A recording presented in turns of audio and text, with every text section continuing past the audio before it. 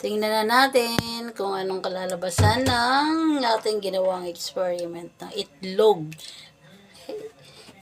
Kung totoo nga yung sinasabi sa video. Init na to. Lagyan na natin asin. Try natin.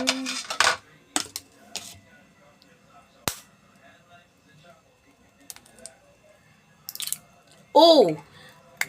Di pwede, malasado lang.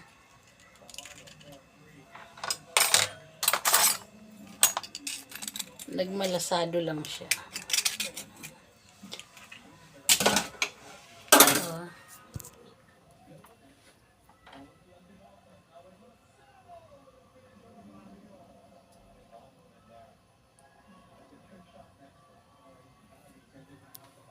Hindi siya pwede.